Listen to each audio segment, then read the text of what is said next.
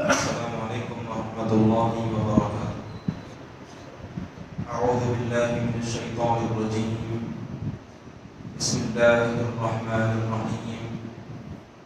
ألم تر إلى الذين خرجوا من ديارهم وهم ألوف حذر الموت فقال لهم الله موتوا ثم أحياهم إن الله لذو فضل على الناس ولكن أكثر الناس لا يشكرون. صدق الله العظيم. محترم حاضرین، ابھی جس آیت کی تلاوت کی گئی ہے یہ دوسرے پارے سورہ بقرہ کے 32ویں رکوع کی آیت ہے۔ گزشتہ جو پچھلے رکوعات ہیں اس کے اندر اللہ سبحانہ و تعالیٰ نے حقوق العباد کو بیان فرمایا، جو کہ شوہر اور بیوی کے تعلقات سے ہونے والے مسائل کے بارے میں احکامات تھے کہ عورت کے تعلق سے بڑے اہم باتیں ذکر کی گئی۔ مرد و عورت کو جو زندگی گزارنی ہے، ان کی زندگی میں، ازدواجی زندگی میں جو مسائل پیدا ہوتے ہیں، طلاق ہے، اور پھر عورت کے لیے عدت کے مسائل ہیں، بچے کو دودھ پلانے کے بارے میں ہیں، اور پھر شوہر کے انتقال کے بعد کیا احکامات ہیں۔ بہرحال ان تمام مسائل کو ذکر کر دیا گیا۔ اب اس کے بعد کچھ اور اہم باتیں سورہ طلاق میں اور قرآن کریم میں وقفے وقفے سے ہم کو پھر ملیں گے۔ الغرض اب ان گزشتہ مسائل میں سے ایک دو مسائل یہ بھی سن لیجیے کہ بچے کو دودھ پلانے کے تعلق سے بھی مسائل ذکر کیے گئے تھے۔ تو دودھ پلانے سے جو رشتہ قائم ہوتا ہے، تو جیسا انسان کسی سے پیدا ہوتا ہے، جنم لیتا ہے، تو جیسا اس کا خون کا رشتہ ہوتا ہے ماں باپ سے اور اپنے بھائی بہنوں سے، تو ویسے ہی دودھ کا رشتہ بھی قائم ہوتا ہے دودھ پلانے سے۔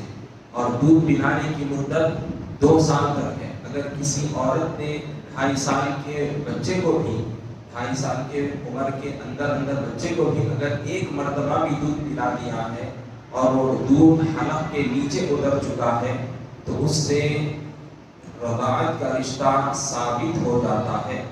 اب چاہے دودھ وہ اپنے گلے لگا کر اس کو پلائے، یا پھر چمچے میں ڈال کر بھی، دودھ نکال کر بھی باٹل میں ہو یا چمچے وغیرہ میں بھی اگر ڈال کر پلایا جائے، ایک قطرہ بھی اگر حلق کے نیچے اتر گیا اس 2.5 سال کے اندر کے بچے کے، تو پھر اس سے رضاعت ثابت ہو جاتی ہے۔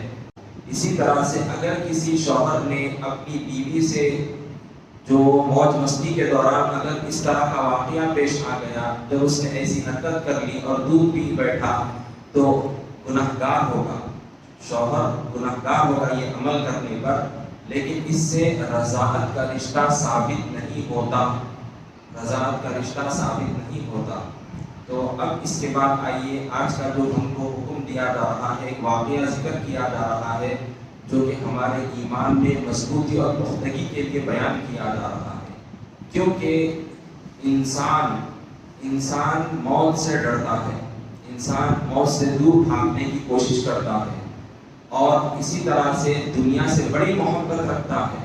تو یہ 2 چیزیں ایسی ہیں، یعنی مال کی محبت اور موت کا ڈر ایسا ہے کہ انسان کو اللہ کے حقوق اور بندوں کے حقوق ادا کرنے میں کوتاہی ہو جاتی ہے، یہ کوتاہی کر بیٹھتا ہے، اللہ کے حق کو نہیں بچا لاتا دنیا کی محبت میں، یا لوگوں کے حق دینا ہے، ان کی ذمہ داری ادا کرنا ہے، تو اس میں یہ چیزیں رکاوٹ بن جاتی ہیں۔ تو اب یہاں پر اس کی اصلاح کے لیے ہم کو ایک واقعہ ذکر کیا جانے والا ہے۔ اور پھر یہ چیز بھی ہم کو پہلے یاد رکھ لینا چاہیے کہ ایک مسلمان کو کن چیزوں پر ایمان رکھنا ہے۔ ایک مسلمان ہے تو اس کو جو ایمان لایا ہے، جو یقین رکھتا ہے کہ کن چیزوں پر یقین رکھتا ہے، تو عام طور پر جو ہم کو یہ چیز تعلیمات دی گئی ہیں، جیسا کہ ایمان مفصل کے اندر وہ 7 چیزیں بیان کی گئی ہیں۔ کیا ہے وہ 7 چیزیں؟ کہ آمنت باللہ وملائکتہ وکتبہ ورسلہ والیوم الآخر والقدر خیرہ وشرہ من اللہ تعالی والبعث بعد الموت۔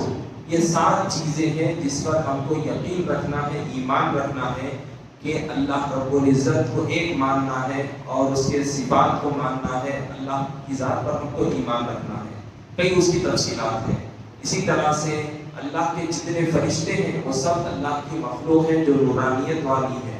اللہ کی مخلوق ہیں، یہ اللہ کے بندے ہیں، اللہ کی مخلوق ہیں، معاذ اللہ اللہ کی بیٹیاں نہیں ہیں۔ تو لہذا ہم کو فرشتوں پر ایمان رکھنا ہے کہ فرشتے معصوم ہیں، اللہ کی مخلوق ہیں، اللہ کے حکم کو بجا لاتے ہیں۔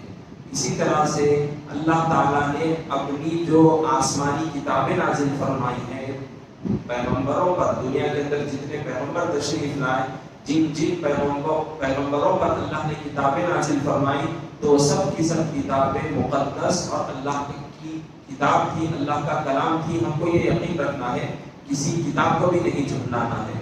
لیکن اب فالو کس کو کرنا ہے؟ صرف قرآن کریم کو کرنا ہے، کیونکہ ہم جس کی امت ہے حضرت نبی مکرم محمد مصطفیٰ صلی اللہ علیہ وسلم، تو آپ پر قرآن کریم کو نازل کیا گیا ہے۔ اسی طرح سے تمام پیغمبر حضرت آدم علیہ السلام سے لے کر ہمارے پیارے رسول صلی اللہ علیہ وسلم تک جتنے انبیاء و مرسلین دنیا میں تشریف لائے، سب پر ایمان رکھنا ہے کہ وہ سب کے سب نیک پاک باز اللہ کے بندے ہیں، اللہ کے رسول ہیں، اللہ کے پیغمبر ہیں۔ ہم کو ایمان رکھنا ہے، لیکن اب ماننا کس کو ہے، فالو کس کو کرنا ہے؟ ہم جس کی امت ہے محمد مصطفیٰ صلی اللہ علیہ وسلم۔ اب تا قیامت تک کوئی اور رسول پیغمبر نہیں آئیں گے، بس حضور پر ہی ہم کو یقین رکھتے ہوئے آپ کی تعلیمات پر، آپ کی لائی ہوئی شریعت پر عمل کرنا ہے۔ لیکن تمام پیغمبروں کو بھی سچا جاننا ہے، ان پر بھی ایمان رکھنا ہے۔ اسی طرح سے قیامت کے دن پر بھی ہم کو ایمان رکھنا ہے کہ آخری دن کہ وہ دن پیش آئے گا، دنیا فنا کر دی جائے گی، ہر چیز تباہ و برباد ہو جائے گی، سارے انسان جو قبروں میں ہیں، جہاں کہیں بھی مرے تھے، اللہ کے حکم سے وہ سب کے سب اٹھ کھڑے ہوں گے، حشر کے میدان میں سب انسان جمع ہوں گے، وہاں حساب کتاب ہوگا، کون جنتی ہے کون دوزخی ہے۔ ہم کو اس پر ایمان رکھنا ہے کہ وہ دن ضرور آئے گا۔ اسی طرح سے نفع و نقصان، خیر اور شر، ہر چیز اللہ کی اجازت سے، اللہ کی مشیت سے، اللہ کی طرف سے ہوتی ہے۔ اس بات پر ہم کو یقین رکھنا ہے، ایمان رکھنا ہے۔ اسی طرح سے یہ ایمان بھی رکھنا ہے مرنے کے بعد دوبارہ اٹھائے جائیں گے۔ انسان کوئی بھی ہو، جب مر جائے گا تو کل قیامت کے دن اس کو ضرور اٹھایا جائے گا اور اس کا حساب کتاب لیا جائے گا۔ تو یہ ایمان جو رکھنا ہے، والبعث بعد الموت، مرنے کے بعد دوبارہ اٹھائے جانا، تو کئی سارے لوگوں نے اس کا انکار کیا تھا، لیکن جو انکار کرے گا مسلمان کافر ہو جاتا، اسلام سے نکل جائے گا وہ۔ تو لہذا ہم کو اس پر ایمان رکھنا ہے، یقین رکھنا ہے۔ اب اسی چیز کو سورہ بقرہ کے اندر اب تک جو ہم تفسیر سنے ہیں، اس کے اندر دو واقعات ہم کو ملے تھے۔ ایک دو بھی بنی اسرائیل سے تعلق رکھنے والے تھے۔ ایک تو گائے کے کاٹ کر اس گوشت کے ٹکڑے کو جس آدمی کو مار دیا گیا تھا، قتل کر دیا گیا تھا موسیٰ علیہ السلام کے زمانے میں، تو اس گوشت کے ٹکڑے کو مرے ہوئے مردے پر ڈالا گیا، تو وہ مردہ اٹھ کھڑا ہوا اور قاتل کا پتہ بتا دیا تھا، جس سے اللہ کی قدرت بھی بتلانا مقصود تھا، اور ساتھ ہی ساتھ یہ بتانا بھی تھا کہ دیکھو اللہ مرنے والے کو کیسے زندہ کرتا ہے۔ اس نے زندگی دی، موت بھی دے گا، اگر چاہے تو پھر اٹھائے کھڑا کرے گا۔ تو یہ ایک واقعہ ہم کو ملا تھا۔ اسی طرح سے موسیٰ علیہ السلام نے 70 لوگوں کو کوہ طور پر آپ نے لے گئے تھے، آپ وہاں پر، تو جب ان لوگوں سے گستاخی ہوئی کوہ طور پر، اللہ رب العزت نے 70 کے 70 لوگ جو بڑے بڑے سردار تھے موت دے دی، سب کے سب مر گئے۔ تو حضرت موسیٰ علیہ السلام نے اللہ کی بارگاہ میں دعا کی کہ مولا ان کو زندہ فرما دے، ورنہ میری قوم میرے تعلق سے کیا کچھ باتیں کہے گی۔ تو پھر اللہ تعالیٰ نے پھر ان مردوں کو زندہ کر دیا، تو وہ ایک ایک کر کے اٹھتے چلے گئے جو مرا ہوا تھا، پھر اس کے بعد ایک ایک اٹھنا شروع کیا، اور ہر کسی نے مردے کو زندہ ہوتے ہوئے دیکھا تھا۔ تو یہ دو واقعات ہم کو سورہ بقرہ میں اب تک کی تفسیر میں ملے تھے۔ اب جو واقعہ ذکر کیا جا رہا ہے، یہ بھی بنی اسرائیل سے تعلق رکھنے والا واقعہ ہے۔ یہ دیکھیے اس کے اندر کیا اللہ تعالیٰ فرما رہے ہیں، جو کہ ہمارے ایمان کی مضبوطی کے لیے بیان ہے کہ أَلَمْ تَرَ إِلَى الَّذِينَ خَرَجُوا مِنْ دِيَارِهِمْ وَهُمْ أُلُوفٌ حَذَرَ الْمَوْتِ فَقَالَ لَهُمُ اللَّهُ مُوتُوا ثُمَّ أَحْيَاهُمْ، یعنی اے پیغمبر صلی اللہ علیہ وسلم، کیا آپ نے ان لوگوں کو نہیں دیکھا جو موت کے ڈر سے اپنے گھروں سے نکل بھاگے، حالانکہ وہ شمار میں ہزاروں تھے، تو اللہ تعالیٰ نے ان کو حکم دیا کہ مر جاؤ، وہ مر گئے، پھر اللہ نے ان کو زندہ کر دیا، اس آیت کریمہ میں یہ بات صاف ذکر کی گئی ہے. یہ ایک واقعہ ہے بنی اسرائیل کا، جو کہ حضرت موسیٰ علیہ السلام کے جو خلیفہ تھے، جو سورہ کہف میں ہم کو جو واقعہ بھی ملتا ہے کہ آپ کے ساتھ جو خضر علیہ السلام سے ملاقات کے لیے روانہ ہوئے تھے، موسیٰ علیہ السلام کے ساتھ جو نوجوان تھے یوشع بن نون، تو ان کے خلیفہ جو کہ پیغمبر ہی ہوتے ہیں، اللہ تعالیٰ پہلے جو پیغمبر بھیجتا تھا ایریے کے حساب سے، علاقے کے حساب سے پیغمبر کو بھیجتا تھا. تو حضرت یوشع بن نون کے تیسرے خلیفہ، جن کے نام کے تعلق سے مختلف باتیں ذکر کی گئی ہیں، ایک کا نام حزقیل ذکر کیا گیا ہے اور ایک کا نام شمویل یا پھر یہ تھے جن کو قرآن کریم میں ذوالکفل کے طور پر اللہ تعالیٰ نے بیان فرمایا ہے.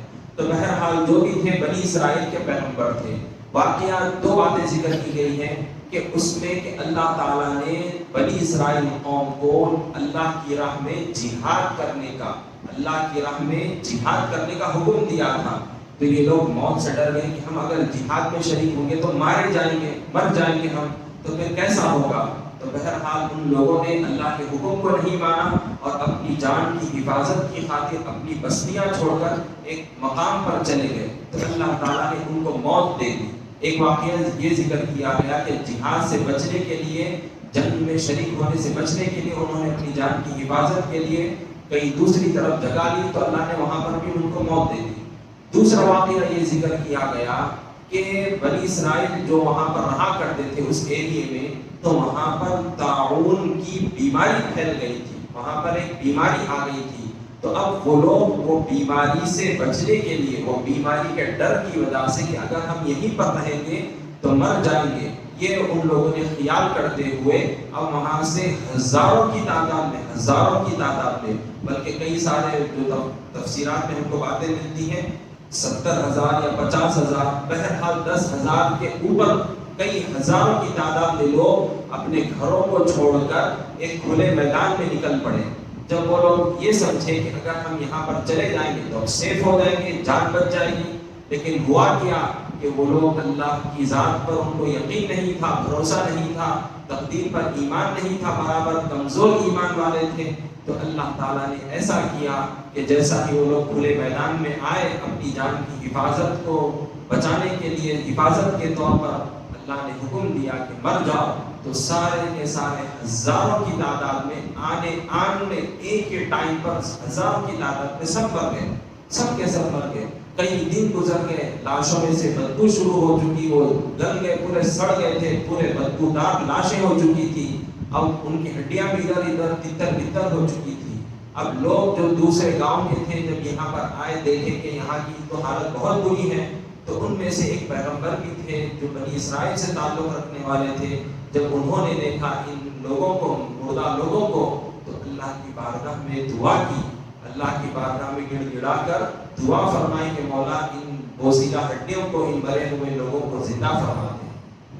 تو اللہ رب العزت نے آپ کی دعا قبول فرمائی اور ان تمام مردہ لوگوں کو زندہ فرما دیا، پھر سے وہ اٹھ گئے. تو اب یہاں پر بتلانا یہ ہے کہ ہر مسلمان کو یہ یقین رکھنا ہے کہ جب کسی کا انتقال ہو جائے، مر جائے، تو پھر اب قیامت کا دن جب آئے گا تو اللہ تعالیٰ ان تمام انسانوں کو، چاہے وہ جل کر مرا تھا ہو، راکھ بن گیا ہو یا پانی میں مر گیا ہو، جس حالت میں بھی، جگہ کہیں بھی مرا تھا، اللہ تعالیٰ جیسا انسان کو پیدا فرماتے ہیں ماں کے پیٹ سے نہ ہونے کی صورت میں بھی، اس کو کیسا اللہ تعالیٰ دنیا میں جنم دیتے ہیں، اللہ تعالیٰ اس کو پیدا فرماتے ہیں، تو ویسے ہی کل قیامت میں سارے انسانوں کو کھڑا کر دیں گے، سارے انسانوں کو کھڑا کر دیں گے. تو یہ ہم کو ایمان رکھنا ہے کہ اللہ رب العزت ہر چیز پر قادر ہے. پھر اسی طرح سے اس بات پر بھی یقین رکھنا ہے کہ موت اور حیات اللہ تعالیٰ کے قبضے میں ہے. اگر ہم موت سے بچنا بھی چاہیں تو ہم نہیں بچ سکتے. موت کا فیصلہ اللہ نے جب لکھ دیا ہے، جو ٹائم مقرر ہے اسی وقت پر، اسی ٹائم پر موت آئے گی، کوئی بچا نہیں سکتا. اگر ہمارے وقت ابھی ٹائم نہیں ہوا، کوئی مارنا بھی چاہے تو پھر کوئی مار بھی نہیں سکتا. تو یہ ہر مسلمان کو ایمان رکھنا ہے. اب جیسا کہ یہ کووڈ کے دور پر جتنے لوگ دنیا سے چل بسے، اب ہر کوئی خوف زدہ تھا، وحشت میں تھا کہ ایک گھر کے اندر بیمار پڑ گیا تو سارے لوگ مر جاتے ہیں، فلاں فلاں. لیکن ایک مسلمان کو اس طرح کا عقیدہ نہیں رکھنا ہے، کیونکہ موت اور حیات اللہ کے قبضے میں ہے۔ اب یہ جو بیماریاں دنیا کے اندر آتی ہے یہ اللہ رب العزت کی مشیت سے ہی آتی ہے، لیکن اس وقت ہمارے ایمان کا امتحان ہوتا ہے کہ وہ مسلمان کتنا مضبوط ایمان والا ہے۔ تو مضبوط ایمان والا وہی ہوتا ہے کہ وہ ان چیزوں کی طرف توجہ نہیں دیتا، بلکہ اللہ کی ذات پر اس کو یقین رہتا ہے کہ موت آنی ہے، اللہ نے لکھ دیا ہے، موت آ کر رہے گی، یہ فلاں بیمار ہوا تو میں بھی مر جاؤں گا، ایسا نہیں ہے، ایسا ہرگز نہیں ہے۔